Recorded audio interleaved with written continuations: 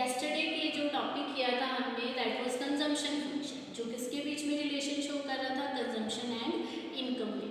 But आज हम करने जा रहे हैं सेविंग फंक्शन। ये किसके बीच में फंक्शनल रिलेशनशिप शो करता है, सेविंग एंड इनकम। देखो saving function shows functional relationship, क्या शो कर रहा है, functional relationship between saving and income. It can be denoted by this, saving is equal to function of income. Means जो saving है ये किस पे डिपेंड करती है, इनकम पे। ये अभी हम फर्दर अलजेब्रिक रिलेशन से भी देखेंगे और शेड्यूलर कर्व की हेल्प से भी अंडरस्टैंड करने की कोशिश करेंगे।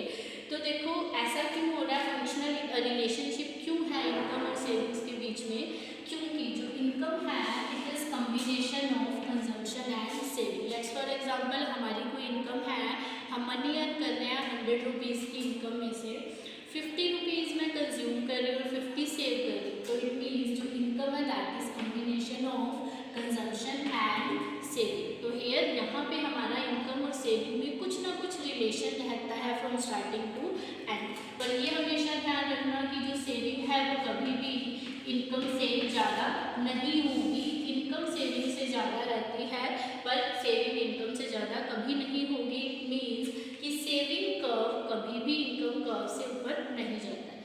तो अब हम जो डिस्कस करते हैं दैट इज अलजेब्रिक एक्सप्रेशन। ये हम लोग प्रैक्टिकल्स में भी यूज करते हैं, दैट इज सेविंग फंक्शन बोल देते हैं हम इसको algebraically. S is equal to minus C bar plus 1 minus B multiply Y. देखो हम लोगों ने कंजम्पशन फंक्शन भी किया था, C is equal to C bar plus B multiply Y. वही यहाँ पे जो कंपोनेंट्स हैं वो यूज हो रहे हैं, पर उसको कहीं ना कहीं कुछ पॉजिटिवली या नेगेटिवली हम लोगों ने चेंज किया है। Saving, S means for saving is equal to minus C bar. C bar is autonomous consumption, ये हमने प्रीवियस लेक्चर में भी डिस्कस किया है। नेगेटिव ऑफ सी बार होगा यहाँ पे, इसका भी लॉजिक डिस्कस करते हैं।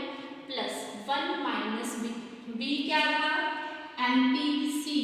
तो 1 minus M P C is always M P S. अब देखो एम पी सी हमने पढ़ा था change in consumption with the change in income, पर एम पी एस क्या है, change in saving with the change in the income. इसका formula है देखो, marginal propensity to save, change in savings with the change in income. It can be denoted like this, change in saving divide by में change in income. तो ये expression क्या बन गया, minus C bar is equal to S bar. इसको हम लोग इस तरह से भी डिनोट कर सकते हैं, plus 1 minus B M P S marginal propensity to save, this is income. तो हम डिफरेंट लेवल ऑफ इनकम पे अपनी सेविंग फाइंड आउट कर सकते हैं विद दिस एक्सप्रेशन। तो दिस इज सेविंग फंक्शन। देखो सेविंग और इनकम के रिलेशन को हम एक शेड्यूल से भी अंडरस्टैंड करने की कोशिश करेंगे। देखो कैसे, हमने इनकम और कंजम्पशन का एक रिलेशन पढ़ा था, इनकम और कंजम्पशन का। जब इनिशियली जीरो इनकम होती है तो कंज्यूमर कुछ ना कुछ कंज्यूम करता है, मिनिमम कंजम्पशन वो करता ही करता है, दैट इज ऑटोनॉमस।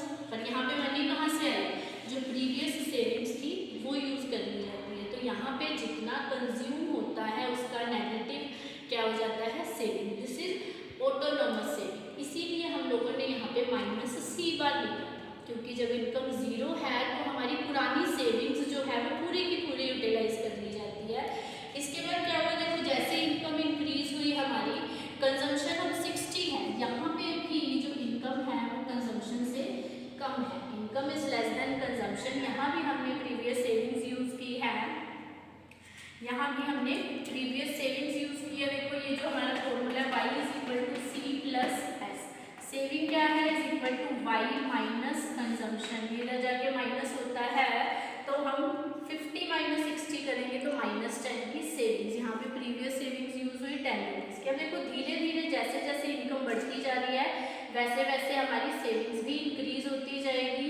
इनकम अब इंक्रीज हुई, 100 हो गई, कंजम्पशन भी 100 है, सेविंग यहाँ पे क्या है, बिल्कुल जीरो। ये कुछ सबसे कम सेविंग थी, नेगेटिव थी।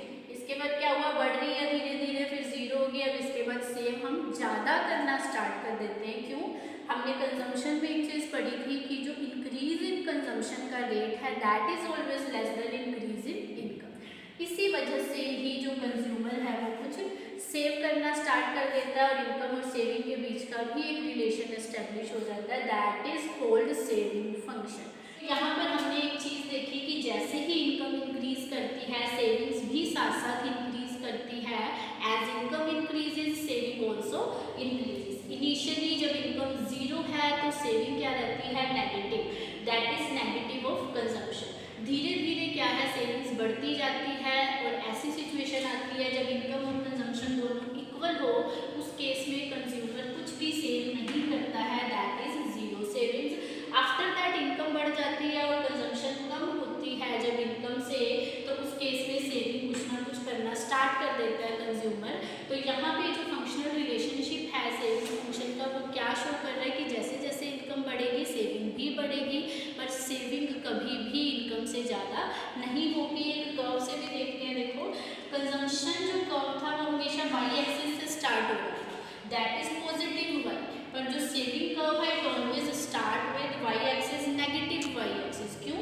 क्योंकि इनिशियल स्टेजेस में क्या होता है, सेविंग नेगेटिव होती है हम लोगों को कंजम्पशन करने के लिए, और धीरे धीरे जैसे जैसे सेविंग्स बढ़ती जाती है वैसे ये एक्स एक्सिस को भी टच करता है। It means here saving is equal to zero, because income और कंजम्पशन इस लेवल पे इक्वल होती है और सेविंग क्या हो जाती है, जीरो।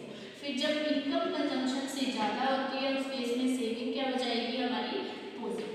तो this is saving curve that is that denotes the saving function. Saving function को मतलब हमारे सेविंग कर्व को दिखा रहा है, और अगर मैं इनकम कर्व बनाती हूँ तो दिस इज लाइक दैट, मतलब